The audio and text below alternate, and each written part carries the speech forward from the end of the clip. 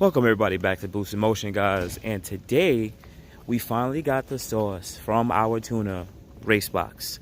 So we're gonna upload that E85 tune. So anyway guys, let's go, let's hop into the car. Man, I've always loved these welcome lights. Woo, nice and bright with the little infinity thing. Shout out to Double R, much appreciative. All right, so guys, let me switch the camera around and let's talk. All right, so you guys already know what to do. Get you Accutech dongle. I use a USB plug-in. My Bluetooth isn't working too well, so let's hurry up and plug this in. And we already know this step, so I'm gonna breeze right through it. I already told you guys what to do. You pretty much go to choose your ROM file, then you press program ECU. Make sure that everything is pretty much off, nothing's running, and the car is in auxiliary mode. Anyways, let's knock this out. And just like that, we're done with the laptop.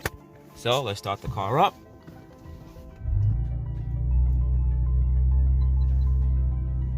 Let the car run. All right guys, so we got to make sure, well I already made sure, but let's double check to make sure it's between, it's at 25 right now, 25.5. so he said it has to be between E25 to E35. All right, close this up. All right everybody, so did a little bit of data logging. Remember, I live in the city, so I can't even go to Mexico to try to like really open it up because there's no spaces. So just had to take somewhere where locally where it's pretty quiet and you know, stretch the car's legs a little bit. But I did a third gear pull, I did a fourth gear pull. I tried to do it before and I hit a bump and the car like probably popped and misfired because the car hopped. But this time around I got to do a third gear pull and fourth gear pull, no issues. And I'm gonna head on my way back, see if I can get another clean one just in case, because you just want to make sure. But yeah, this is where we're at right now. So my car ended up getting a check engine light. I couldn't figure out what was wrong with it. It kept on saying that the car was running rich. So in the next couple videos, you'll see why. So let's go. All right, so I want you guys to see the issue that I'm having. So when you go through the Accutech software, you see it says flex fuel ethanol content. It's saying 95%. Now that's a big issue because I am not at 95%. So we're gonna have to take a look at whatever connection that I made on the ECM, and maybe the flex fuel sensor isn't reading properly, or maybe I just installed it improperly. So we're gonna take a quick look and see what we can find.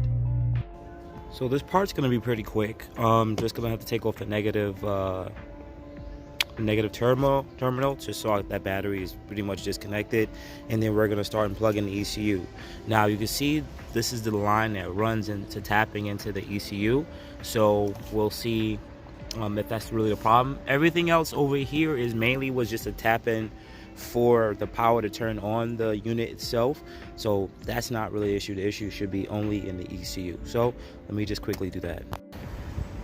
All right, so we got this part off, and what I can see is it's the black wire right here, and it's not all the way in. See, that could be reason why. Let me take out this harness, should be the second one, and double check to see if I can get it in there a little bit deeper. That's probably why we're having this issue. All right, so this is the black one. So it wasn't the right spot, but I don't know how far this is supposed to go in there, because technically the terminal doesn't even go all the way down. So I'm trying to figure out what am I doing exactly wrong. I'm gonna double check this. It says this is the install one. Use a pick it out. It says install the innovative connect gauge by following the that looks like a white wire here though that plugs in, not a black wire, which is kind of throwing me off. Look at the AMS version. All right, they use that, and they have a white wire too. So yeah, I don't know. This is says that locate the white wire supplied in the kit, and it's also crimped, but mine came with a black wire. That's kind of throwing me off here. I'm gonna call Mike just to double check, because this is definitely throwing me off. That's probably why I'm having this issue. I don't really remember much white wires here. Let me go take a look, because I see a white wire here to the connector, but this is one of the only loose white wires, wires that we had with the pin out on it.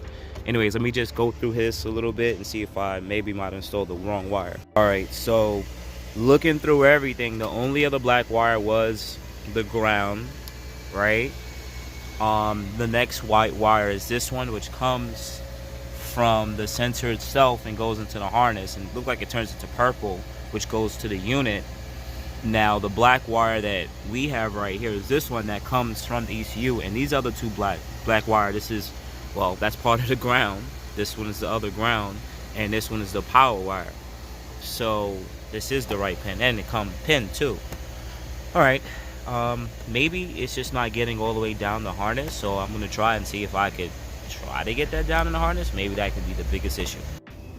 All right, so I got it. So you guys are not gonna like it too much. I had to, the wire was a thick gauge wire, so I had to cut the wire itself back a little bit, slid it, and then it slid right in. So that's why I wasn't getting proper reading. So it was my fault. I must apologize about this. This is my fault here.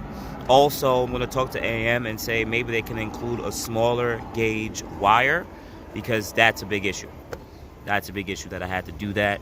But now it's fully in, and let me just quickly put some of this stuff back together.